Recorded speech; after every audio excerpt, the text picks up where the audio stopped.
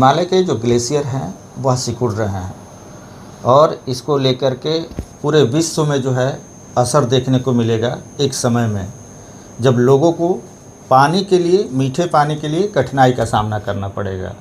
और हमारे साथ आईआईटी आईएसएम के अप्लाइड जियोलॉजी के जो प्रोफेसर हैं अनूप कृष्ण प्रसाद, वो हमारे साथ हैं, क्योंकि प्रोफेसर के साथ इनकी पूरी टीम इस पे रिसर्च कर रही है।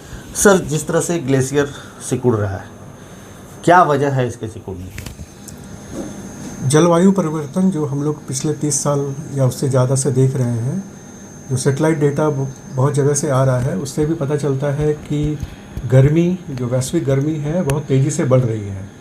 और गर्मी बढ़ने के कारण से मध्य और पूर्वी हिमालय के जो क्षेत्र हैं, वो वहाँ पर बर्फ़ और ग्लेशियर बहुत तेज़ी से पिघल रहे हैं। अगर हम लोग पिछले 2 दशकों की बात करें तो लगभग 5% ग्लेशियर और बर्फ़ कवर पिछले 20 वर्षों में कम हुए हैं और अगले 75 सालों में ये 25% भी हो सकते हैं।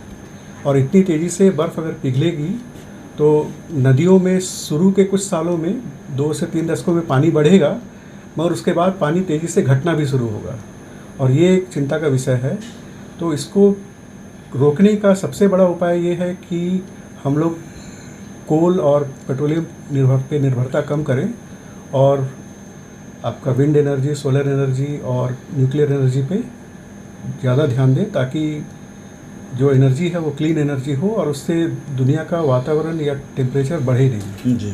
तो वैश्विक गर्मी को अगर आप कंट्रोल करेंगे तो बर्फ़ का पिघलना भी रुकेगा, और वो रुकेगा तो 60 से 70 करोड़ जनता जो समतली क्षेत्रों में रहती है, जो मीठे पानी के सोर्स पे निर्भर करती है, और हमारे कई सारे 5 प्रमुख नदियाँ जो हिमालय से निकलती हैं और लगभग सभी अपने देश में आती हैं, उसके लिए बहुत ज़रूरी है कि हम गर्मी या तापमान जो बढ़ रहा है उसको नियंत्रण में रखें। और उसको नियंत्रण में रखने के लिए कार्बन डाइऑक्साइड, मीथेन और कार्बन, सल्फ़र, ये सबको कम करना है।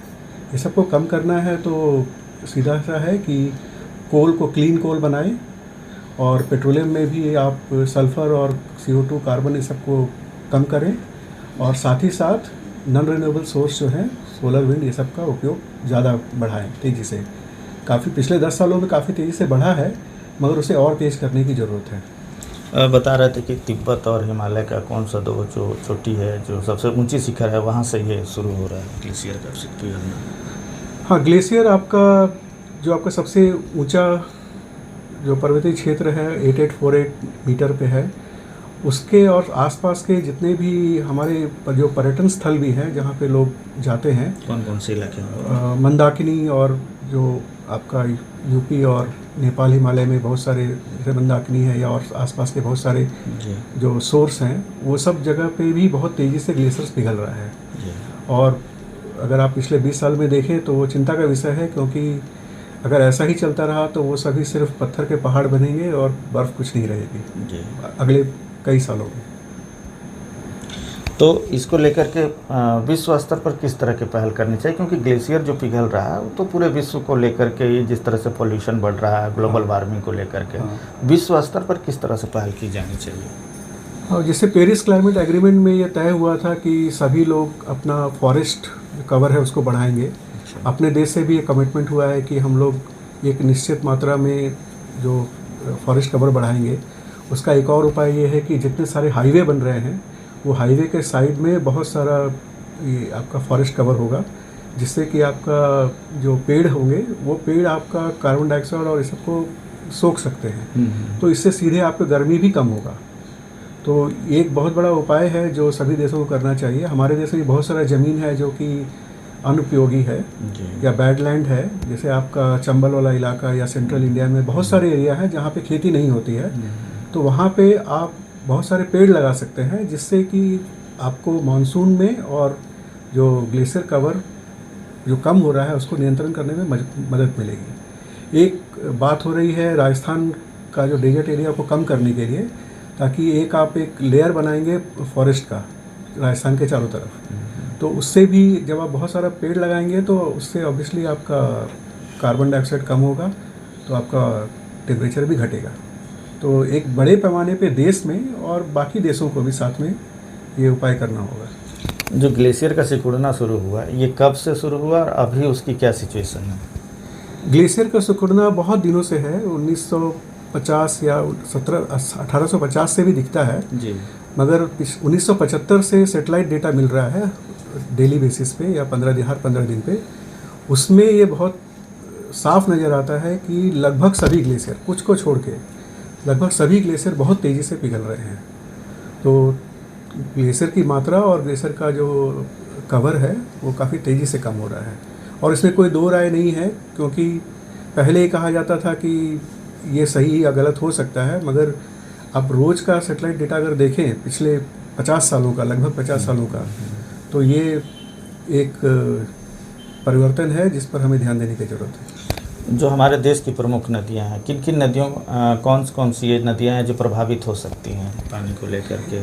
इससे सीधे हिमालय क्षेत्र से बहुत सारी छोटी नदियां निकलती हैं जो सीधे आके बड़ी नदियों से मिलती हैं, जैसे गंगा है, यमुना है, इंदस है, ब्रह्मपुत्र है और चाइना की तरफ भी निकलती हैं। तो ये सभी नदियां जो भारत में आती हैं, गंगा, ब्रह्मपुत्र, यमुना और इंदस, जी। कुछ देर के लिए, ये सभी हमारे देश के लिए मीठे पानी का बहुत बड़ा स्रोत है। और पानी का मतलब ग्लेशियर का कम होना आने वाले से समय में हम लोगों के लिए एक चिंता का विषय है, क्योंकि मीठे पानी का स्रोत गर्मी में खास करके कम होने वाला है। तो अगर अभी जिस तरह से 5% है, आने वाले दिन में 25% हो जाएगी, तो गंगा और तमाम जो प्रमुख नदियां हैं उनके जलस्तर में कितनी कमी देखने को मिलेगी? उससे कुछ इसका एवरेज होगा ना कि हाँ इतना जल घट जाएगा, इस तरह से होगा? हाँ, ये विषय पे यूनेस्को और यूनेप और बहुत सारी इंटरनेशनल एजेंसियां काम कर रही हैं जी। क्योंकि ग्लेशियर की टोटल मोटाई कितनी है जी। और कवर तो एक अलग चीज़ हुआ, बट टोटल ग्लेशियर में बर्फ़ कितनी है उस पर बहुत सारा काम चल रहा है। तो एग्जैक्ट एस्टिमेशन करना मुश्किल है, मगर जो कवर के हिसाब से अगर असेस करेंगे तो अगले 75 सालों में 3000 से 6000 मीटर तक जो बर्फ़ है वो 25% कम हो सकती है। तो इसका सीधा असर ये होगा कि शुरू के 10-20 सालों में पानी बढ़ेगा नदियों में, मगर उसके बाद पानी नदी में आना कम होगा, खास करके समर के टाइम पे। तो ग्लेशियर को बचाने के लिए सभी देशों को किस तरह से पहल करने की ज़रूरत है? इसके लिए ऑलरेडी यूनेप और बहुत सारी संस्थाओं ने एक ग्लेशियर को मैप करना शुरू किया है जी।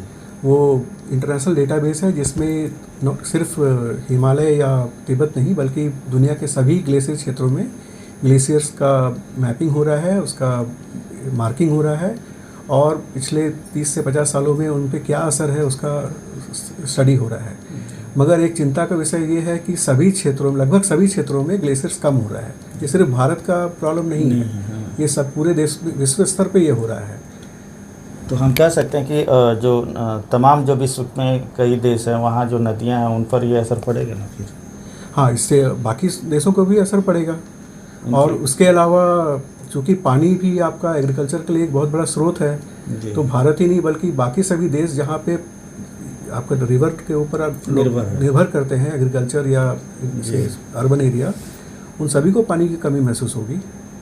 हमारा चाहे भारत देश हो, चाहे अफ्रीका हो, चाहे आपका इवन कैलिफोर्निया हो, वहाँ पे भी पिछले 10 साल से ड्रॉट का स्थिति था, बट उन्होंने सरफेस वाटर को अच्छे से मैनेज किया है बोल के उनके यहाँ ड्रॉट का इशू नहीं है। मगर ऐसा ही चलता रहा तो नॉर्दर्न कैलिफोर्निया में जो बर्फ़ है वो पिघल रही है, वहाँ भी बहुत तेज़ी से पिघल रही है और उसके कारण पानी आना कम हो रहा है। तो ये सिर्फ हमारे देश का नहीं बल्कि डेवलप्ड देशों का भी एक इशू है और सभी लोग इसके ऊपर काम कर रहे हैं। मगर जो उसके उपाय हैं कि आप ज़्यादा पेड़ लगाएं और पॉल्यूशन को कम करें या दूसरे स्रोत के ऊपर ध्यान दें, विंड एनर्जी, सोलर एनर्जी, और वो टेक्नोलॉजी को डेवलपिंग नेशंस को दें ताकि वो भी कम कीमत पे पावर का अलग सोर्स को डेवलप कर सकें। तो ये एक वैश्विक समझदारी और वैश्विक परस्पर सहयोग का ज़रूरत है। भारत में हिमालय और तिब्बत के ही ग्लेशियर नहीं पिघल रहे हैं बल्कि विश्व के तमाम जो ग्लेशियर है वह सिकुड़ रहा है और इस सिकुड़ने के वजह से जो नदियां हैं उन नदियों में पानी धीरे धीरे कम होती चली जाएगी। इस पर तमाम विश्व के जितने भी देश हैं उनको सभी को एक पहल करने की ज़रूरत है ताकि जो ग्लेशियर जो सिकुड़ रहा है, ग्लेशियर को बचाया जा सके, ताकि आने वाले दिन में, भविष्य में लोगों को पानी के लिए कठिनाई का सामना ना करना पड़ सके। नरेंद्र निषाद, ईटीवी भारत, धनबाद।